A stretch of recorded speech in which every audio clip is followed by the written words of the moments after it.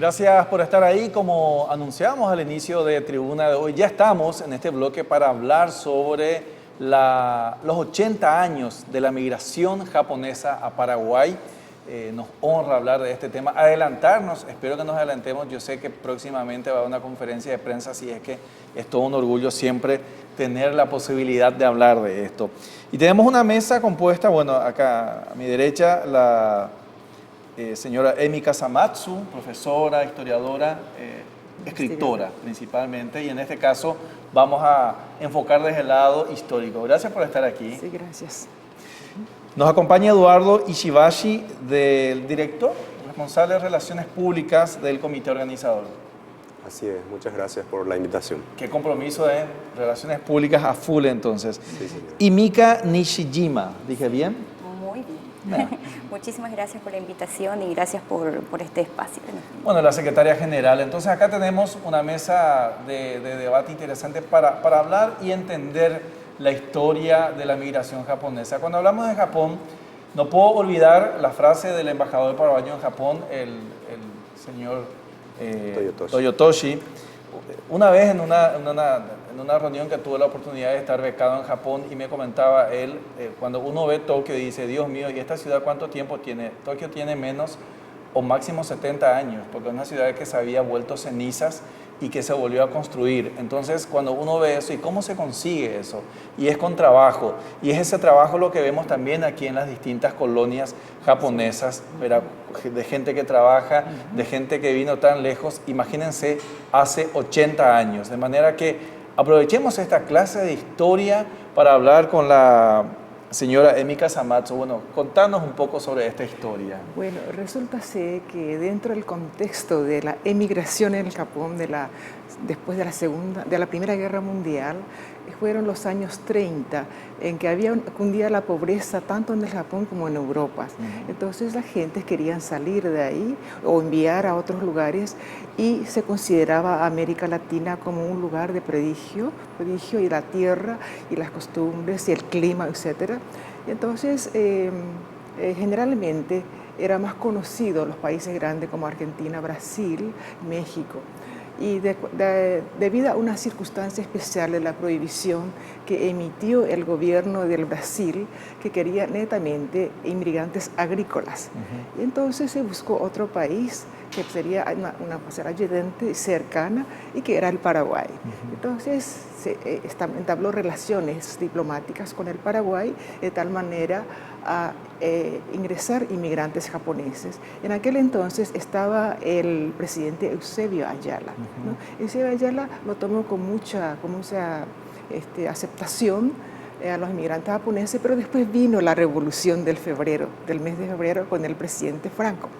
Y en ese entonces se interrumpió momentáneamente, pero mientras tanto el gobierno del Japón ya envió a sus emisarios que investigara los lugares adecuados para la emigración de los japoneses. No es que los japoneses mandan así nomás, claro, sin conocer el terreno y sin tener contacto con el gobierno. Y estamos hablando antes de la Segunda Guerra Mundial. Antes de la Segunda Guerra Mundial. Entonces se concretó con después el presidente Franco, Rafael Franco, y se entró como unos 130 familias en La Colmena.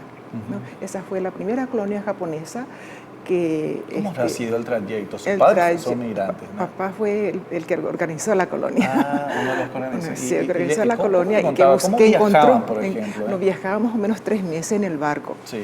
Y luego llegaba al puerto de Santos, y de ahí venía por tierra, y de ahí otra vez los que venían en el Brasil, los que venían al Paraguay por Buenos Aires. Y venía hasta Encarnación, ya la Segunda Guerra Mundial, o hasta el puerto de Asunción, de ahí por tren hasta Butumí, y de Butumí en carreta o a caballo. A caballo. Sí, era una odisea total, sí, pero realmente yo siempre admiro ahora, desde este punto de vista, que lucharon los inmigrantes japoneses dentro de la dificultad y dentro del don o de la naturaleza que ofrecía Paraguay. Ellos adoptaron, aceptaron el desafío y siguen viviendo hasta hoy. Y hoy son parte de nuestra comunidad, o sea, construyeron una historia, cambiaron culturas. ¿Qué cosas nos trajeron los japoneses? Y sobre todo, después de la Segunda Guerra Mundial, el propósito del gobierno del Paraguay era también poblar con inmigrantes agrícolas, ¿no? Entonces se vio la posibilidad de la inmigración japonesa y la alemana, que eran más, en ese sentido, eran más productivos y más conocedores de las técnicas de la agricultura, y entraron y se firmó un convenio de inmigración en el año 1959 de ingresar 85.000 japoneses en el Paraguay. Pero después Japón prosperó mucho, se desarrolló después de la guerra, se desarrolló, y entonces eso se interrumpió y que entraron más o menos 7.000 personas. O sea que 7.000 somos ahora más o menos. Ahora son 7.000 más o menos japoneses. 7.000 japoneses 7.000 y japoneses. descendientes. Y descendientes. Ya incluyendo a los descendientes 7.000 hasta personas tercera. o familias, no personas. Personas. Personas. Hasta la tercera y cuarta generación que ya están apareciendo. Sí, sí. ¿Cuáles son las colonias? O sea, ¿dónde hay más colonos japoneses? Brasil, supongo, ¿verdad? Brasil es la que tiene la mayor cantidad. San Pablo nomás es una Sí, mezcla inclusive, ¿verdad? habrá unos más de 1.500, 1.500.000 habitantes japoneses ahí, es la mayor cantidad de inmigrantes. Y después le sigue Perú, después México, después otros países más, Ya. Argentina, Paraguay, está en una de las más recientes. Bueno, ¿y cómo celebran ahora estos 80 años? Y nuestro objetivo principal de nuestro evento, que conmemoramos el 2016, será agradecer primero al pueblo paraguayo, ¿verdad?, por recibirnos hace 80 años nuestros abuelos. Es netamente el agradecimiento. Y el segundo objetivo sería demostrar la contribución Nikkei japonesa al pueblo paraguayo. Es nuestro principal objetivo. Pero es fuerte la cultura japonesa, Eduardo. Estamos hablando de 3 generaciones y sigue fuerte en usted en el sentido de mantener los valores. De mantener los valores. ¿Qué más las se mantiene? costumbres, el arte culinario. Sí. Yo creo que hay muchos conocimientos y tradiciones que van transmitiéndose de generación en generación. Sí.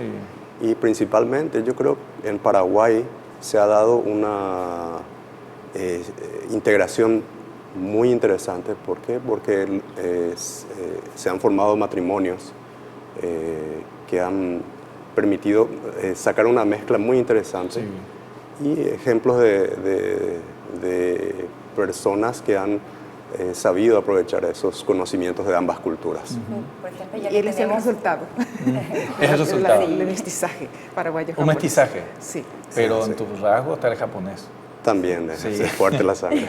Otro de Es los muy puntos fuerte. importantes es que los descendientes japoneses de aquí mantuvieron el idioma japonés. Sí. Y la característica de los valores japoneses tratan de mantener, aunque sea de tercera, cuarta, quinta generación, tratan de mantener. ¿Y cómo hacen para mantener? ¿Se estudia eso en casa o hay escuelas? Hay escuelas japonesas, pero también dentro del hogar le da prioridad a las costumbres y a las éticas japonesas y a la educación japonesa. ¿Cómo sienten ustedes? Me gustaría saber de cada uno de ustedes cuando hablamos y decimos, bueno, somos de Japón, no somos migrantes.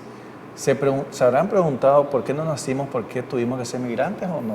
Bueno, yo personalmente diría que tengo el 50% del espíritu japonés y el otro 50% paraguayo. Pero si me dieran a elegir por cuál de los países yo daría mi vida, daría por Paraguay, pero con todo mi corazón. ¿En serio? O sea, que Así acá mismo. se siente. Sí. Mira. Somos paraguayos. Sí.